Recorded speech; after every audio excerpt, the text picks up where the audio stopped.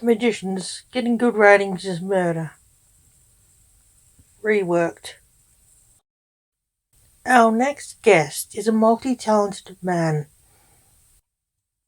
You may recognise him as Blake Fire, the famous stage magician. He is here as Dr. Blake Alexander, a coroner and criminologist with the police, his day job, said the host of the Crime Report TV show. On stage walked a black-haired, tall man in a blue suit and glasses. Hello, Blake. Welcome to the Crime Report. The host, John Taylor, said to his guest. Hi, John. I watch your show whenever I can. I'm glad I could be on it, said Blake. Nice to hear, John said. Blake smiled charmingly. I would be in trouble with my wife if I didn't talk to you about your magic show, said John. Blake laughed. How do you do your tricks? Asked John, half joking. David Copperfield would kill me if I revealed the secrets of magic, Blake joked. John wondered why Blake was wearing glasses, as he never wore glasses on stage as a magician. Blake pushed up his glasses, which went falling down. He was reading John's mind. A simple telepathy trick. Nothing hard for a sorcerer like Blake.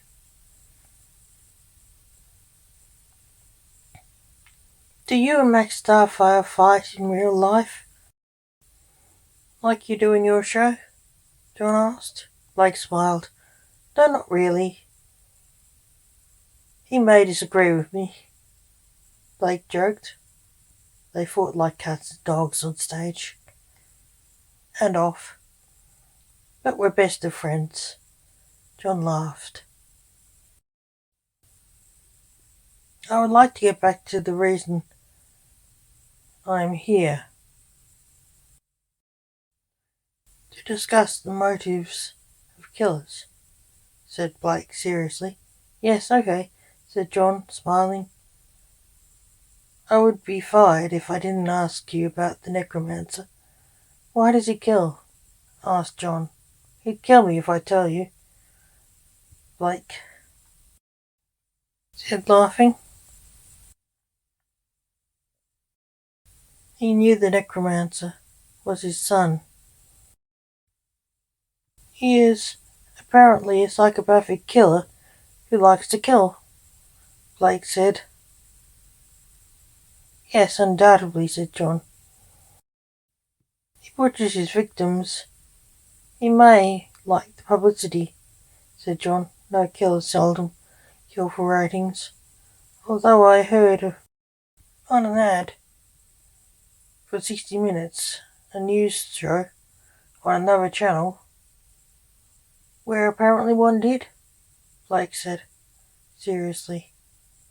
What happened in the case? John asked. I don't know, I missed the show. I work at night, Blake said.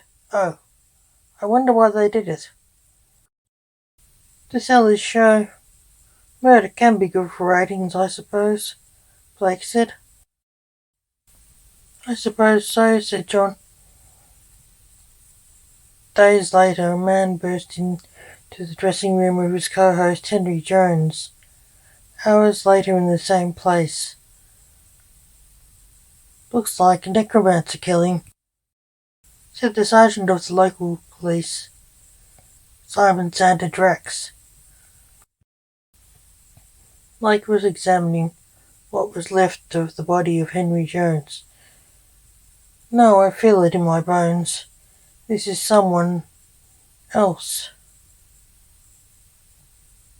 The man was a saint, according to Mortimer, Blake said, collecting a tooth from the mess, which was all that remained of Henry Jones. What are you collecting a tooth for? Are you collecting teeth? Asked Max Starfire, who was there, in a blood-red tux, top hat and mask.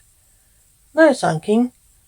I'm collecting it to identify the victim, said Blake. I thought you knew who he was, Dad, said the necromancer, in a blue tux and top hat and mask. Hi, Enchanter. They think the necromancer did this one. I don't think so.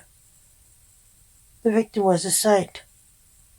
The necromancer's victims are all the worst of the worst.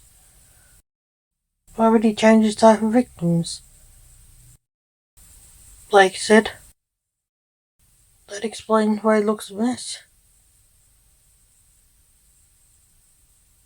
Somebody obviously didn't like him, said Lance, the enchanter. Who's the ghoul in the corner of the room? Oh, him. He's the person who found him, Blake said, distracted by something.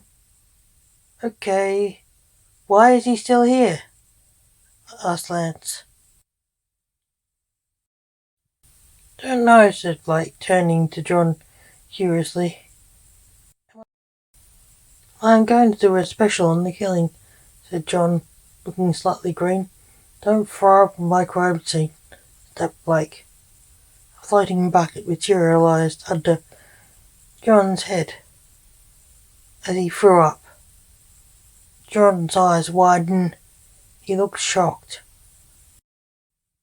How did that happen? Asked John, seeing the bucket floating.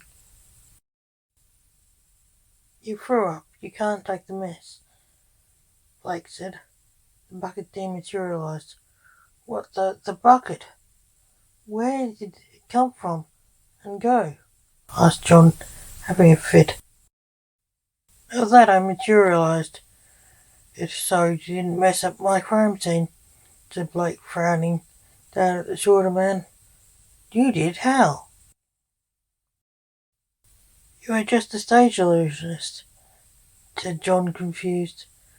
Maybe not just a mere illusionist, said Max, laughing. Hey, it was just a bucket. I didn't bring back anyone from the dead, Blake said, exasperated. Not today, Lance said, and chuckled. Blake glared at his son and turned to John. Get off my crime scene. You will ruin the evidence here, shouted Blake. Okay, I'll leave, said John, looking put out. Days later, on the stage of the crime report, John said on the show, Dr. Blake Alexander,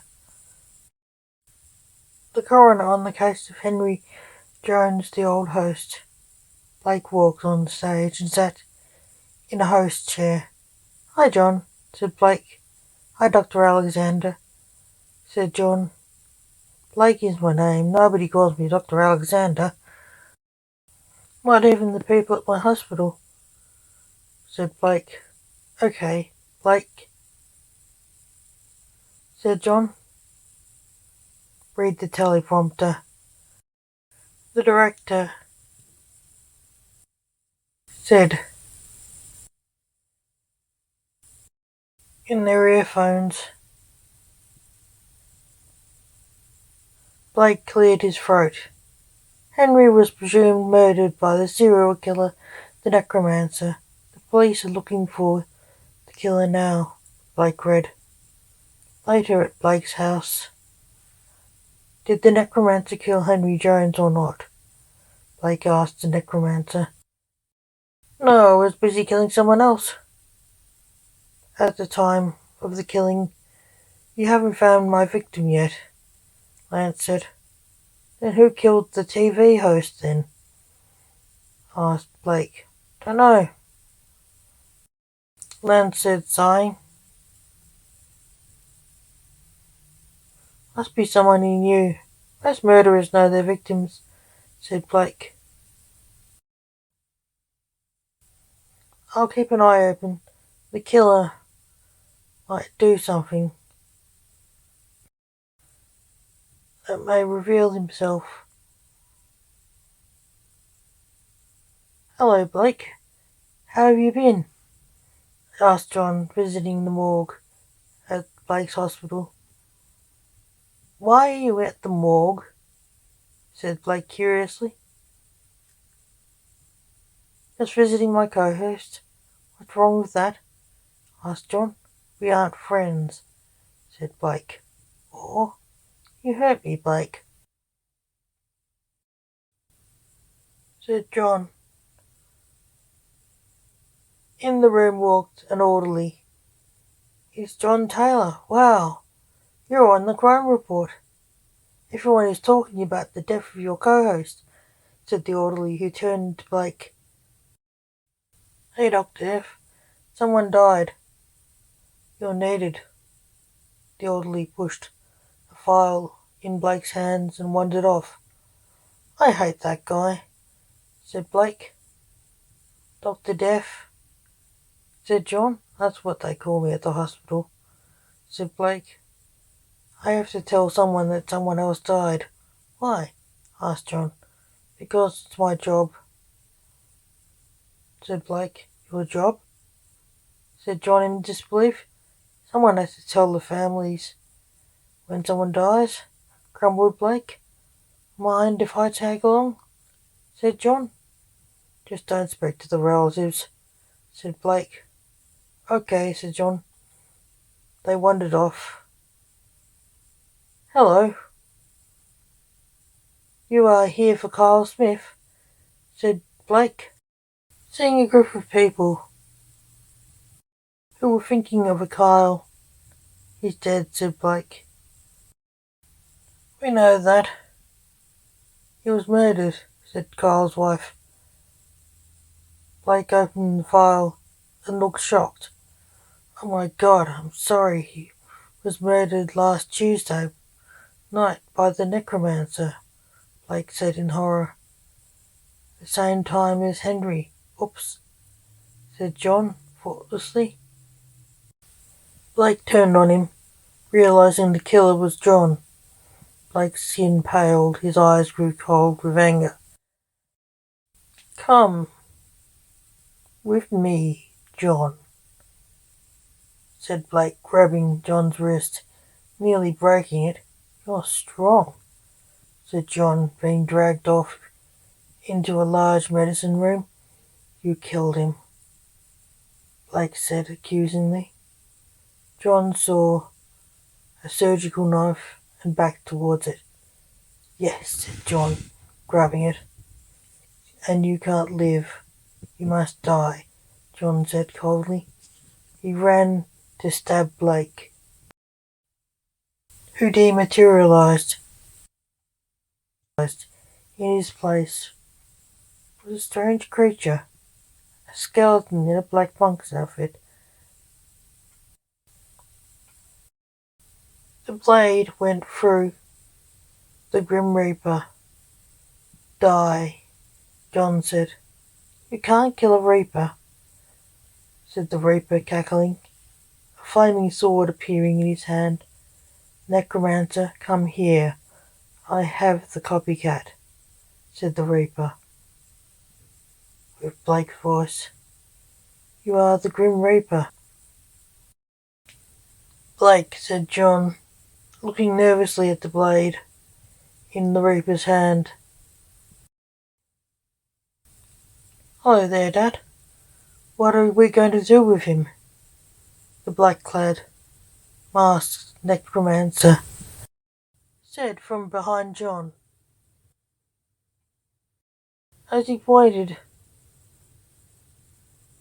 his sword doom in John's back. Throw him to the mortal's law.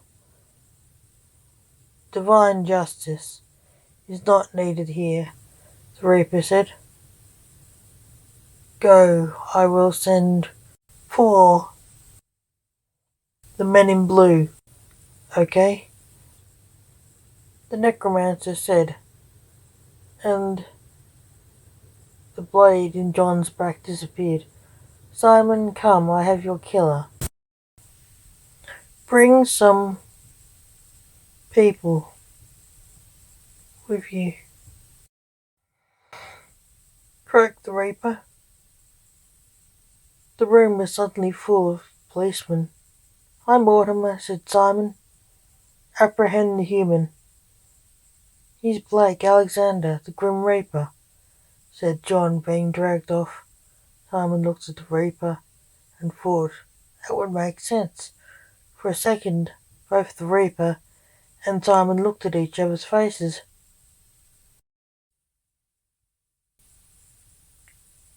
"He'd say anything to get out of trouble," said the Reaper. "You would do the same," Simon said. In the room walked Blake. "Hi, Uncle Si. What are you guys doing here?" "Hi," asked the Reaper, wondering who Blake was. In the Reaper's head, he heard, "Lance, I thought he may say something, so I came back as you." Lance heard in his head, "Thank you." "Maybe I was mistaken," Simon said.